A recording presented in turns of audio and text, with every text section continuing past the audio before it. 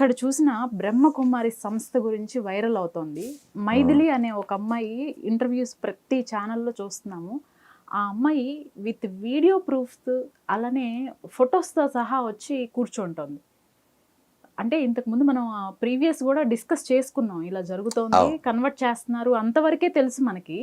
But ఆ అమ్మాయి బయటకు వచ్చి కొన్ని కొన్ని చెప్తూ ఉంటే అసలు భయం వేస్తుంది వినటానికి కూడా. హరే కృష్ణమ్మ, ఇప్పుడు గత 5-6 ఏళ్ళుగా నేను వాళ్ళ విషయాలు మాట్లాడాను. ఇంకా ముందుకెళ్తే 2007లో ఇంకా లిటరల్లీ చెప్పాలంటే కొట్టడానికి వెళ్ళాను నేను. అంత కోపం వచ్చింది. వాళ్ళ అకృత్యం ఏంటంటే భర్తని భార్య అన్నయ్య అని పిలవడం. అంత కోపం వచ్చింది. అయితే ఇప్పుడు మైథిలి మొన్న స్టేషన్లో కలిశారు, ఒక 15 days 20 రోజుల క్రితం. ఎప్పుడో ఆ ఇంటర్వ్యూలు, మీరు చెప్పిన ఇంటర్వ్యూ కూడా నేను చూశానమ్మా. అసలు వాస్తవానికి చాలామంది ఎక్కడ మోసపోతారంటే, వాళ్ళు కూడా శివుడు అంటున్నారు, వాళ్ళు కృష్ణుడు అంటున్నారు, వాళ్ళు త్రేతాయుగం అంటున్నారు, మనోళ్ళే అనుకోవడానికి ఛాన్స్ ఉండి చాలామంది అలా బలైపోయారు, ముఖ్యంగా తల్లులు. కానీ యాక్చువల్గా సంస్థ పెట్టింది ఎవరు? పెట్టిన వాళ్ళు పాకిస్తాన్. ఓకే, ఎందుకు పెట్టుంటారు? మీరు అనాలిసిస్ చేయండి ఎప్పుడైనా ఏదైనా. ఈ దేశాన్ని గజ్వాహ్ ఏ హింద్ అంటే ఏంటి? ఇదంతా ఇప్పుడు చూడండి, ఇదేం కలరమ్మా? గ్రీన్. అలా చెయ్యాలని వాళ్ళు పాపం గత 75 ఏళ్ళుగా కష్టపడుతున్నారు. లడాయి కా బాద్ మే లెలియా పాకిస్తాన్, ఆస్కే లేంగే హిందుస్థాన్. మేము గొడవపడి పాకిస్తాన్ సాధించాం, నవ్వుతూ హిందుస్థాన్ సాధిస్తాం అని. అలా ఈ హిందుస్థాన్ని పాకిస్తాన్గా మార్చాలంటే, అందులో కలిపేయాలంటే, వాళ్ళు అనుకున్నటువంటి మతం ఉండాలంటే ఏం ఉండాలి? హిందువులు ఉండకూడదు, హిందువులు పెరగకూడదు. అంటే ఏం చేయాలి? తల్లుల గర్భాల్లోంచి అసలు ఎవరో పుట్టకూడదు, ఇంత కాన్సెప్ట్ ఉంది. అప్పుడు అసలు స్త్రీలు పెళ్ళిళ్ళు చేసుకోకూడదు. ఈ బ్రహ్మకుమారిస్ ఏం చేస్తారు? హిందూ అమ్మాయిలను మాత్రమే టార్గెట్ చేస్తారు. తద్వారా వాళ్ళు అలా నన్స్, ఆల్మోస్ట్ లైక్ నన్స్ అలా కంటిన్యూ అయిపోతారు. ఇంట్లో వాళ్ళతో ఇంక సంబంధం ఉండదు. ఇంకా తర్వాత అకృత్యాలు అనేది ఇంకా మీరు చెప్పారు, ఈ అకృత్యాలు అవన్నీ ఉంటుంటాయి. మొత్తానికి వాళ్ళు వివాహం కాకుండా ఉండిపోయి భవిష్యత్తు తరాన్ని తయారు చేయవలసిన తల్లులుగా ఉండవలసిన వాళ్ళు ఎంటీ అయిపోతారు. తద్వారా హిందువుల జనాభా తగ్గిపోతుంది, వాళ్ళ లక్ష్యం నెరవేరుతుంది. అలా వాళ్ళ లక్ష్యం నెరవేర్చడంలో వీళ్ళు ఒక కారణభూతులు. ఇంకొకటి ఏమిటంటే, మనం అబ్జర్వ్ చేయొచ్చు, వాళ్ళు వేదాలను ఒప్పుకోరు కానీ క్రిస్మస్ చేస్తారు. బ్రహ్మకుమారి సంస్థ క్రిస్మస్ సెలబ్రేట్ చేస్తుంది. ఫోటోలు చూడొచ్చు మేము. క్రిస్మస్లో ప్రామాణికం కనబడినప్పుడు వేదంలో ఎందుకు కనపడలే? ఇంకా చాలా ఉన్నాయి. ఇప్పుడు మా చెల్లి క్లాస్మేట్ మాకు చెల్లె, మమ్మల్ని అన్నయ్య అంటది. అందులో న్యాచురల్ కదా.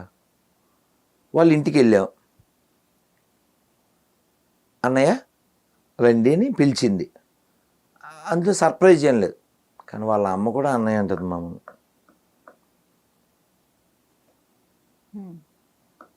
ఇప్పుడు ఆ అమ్మాయి వాళ్ళ అమ్మ కూడా మమ్మల్ని అన్నయ్య గారు అంటుంది. సరే, మేము ఎక్కడ ఏమిట్రా అనుకున్నాం. ఇప్పుడు వాళ్ళ అబ్బాయిలు ఏమైపోవాలి, వాళ్ళ ఆయన ఏమైపోవాలి? సేమ్ పిలుపు కదా.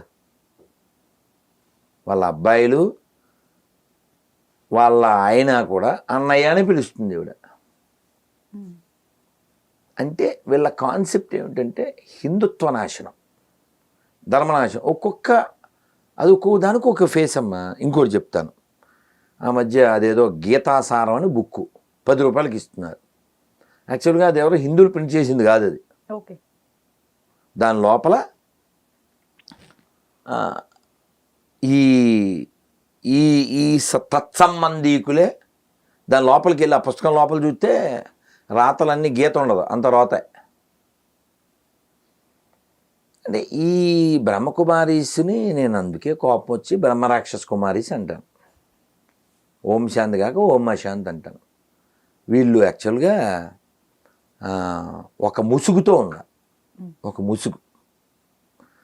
ఇప్పుడు తర్వాత మీరు ఈ వీడియో పెట్టిన తర్వాత కామెంట్లు చదువుదాం. అయితే మీరు ఇన్స్టాగ్రామ్లో ఒక వీడియో వైరల్ అయింది గురుగారు.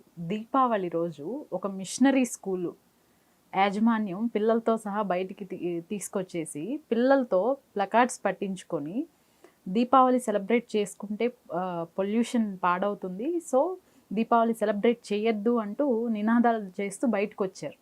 చూసారా మీరు ఆ వీడియో? చూసారా? వీడియో చూశాను. ఇవాళ మార్నింగ్ ఆయనతో మాట్లాడా. సూపర్. ఓకే. వాళ్ళ ఇంటి పేరు బాగుంటుంది, హనుమంతు వాళ్ళ ఇంటి పేరు. ఎవరి పేరండి? ఎవరైతే అక్కడ మాట్లాడారే ఆయన్ని అపోజ్ చేసి పర్సన్. ఆ పర్సన్, ఆయన పూర్తి పేరు మర్చిపోయాను, ఇంటి పేరు ఒకటే మైండ్లో ఉంది. హనుమంతు సంథింగ్ ఏదో పేరు. సార్ మీ ఇంటి పేరు తగ్గట్టు ఉన్నారు సార్ అంటే, నిన్నో మొన్నో కాల్ చేసినట్టున్నారు, మిస్డ్ కాల్ చూసి ఫోన్ చేస్తే గురించి మీరే కాల్ చేశారు ఆనందం అని అదంతా చెప్పుకొచ్చారు. అంటే ఆఫీస్కి వెళ్తున్నారట ఆయన.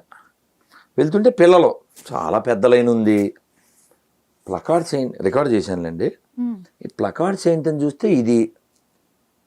నేను వెళ్ళి వాళ్ళతో మాట్లాడుతూ అసలు మీరు ఎవరు అంటే స్కూలు అది ఇది అన్నారు. అన్నాక కొంచెం మాట్లాడాను. అంటే వీడియో తీస్తాను ఇలా వైరల్ అవుద్ది ఊహించలేదు నేను. వాళ్ళతో మాట్లాడాను.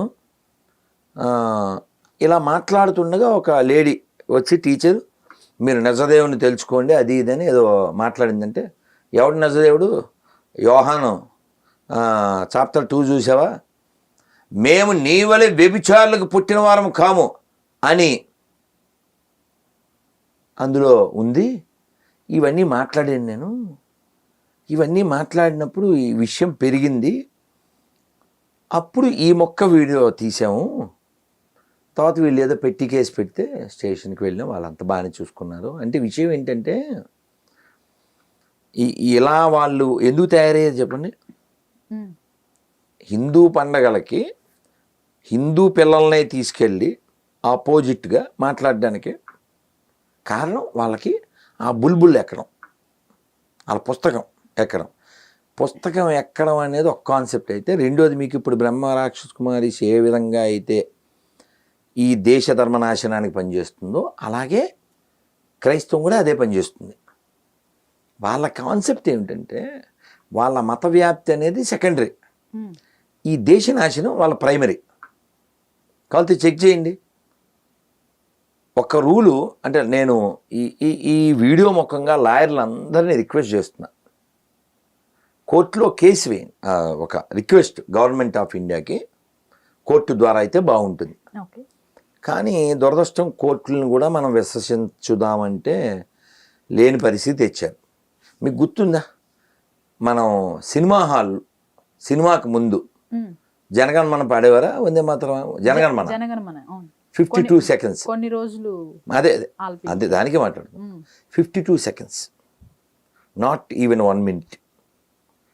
దానికి ఎవడో కేసు వేస్తే మరి వాడు ఎవడో మరి జడ్జి అది మీ ఇష్టం అంటాడు. సిగ్గులే. దేశ జాతీయ గీతాన్ని యాంథమ్, దాన్ని ఐచ్ఛికం ఏమిటండి? నీ ఇష్టం ఏమిటండి? నిలబడచ్చు నిలబడపోవచ్చు, కాళ్ళు ఇరిగిపోతాయి అని కదా చెప్పాలి.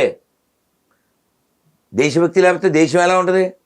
నా రిక్వెస్ట్ ఏమిటంటే గవర్నమెంట్ ఆఫ్ ఇండియాకి ప్రతి చర్చి ముందు, ప్రతి మసీదు ముందు, ప్రతి గుడి ముందు జాతీయ జెండా ఎగరేయాలి. Fixed, make it mandatory. ప్రతిరోజు morning Vande Mataram, night closing time Jana Gana Mana mandatory చేయండి. అవుద్దా?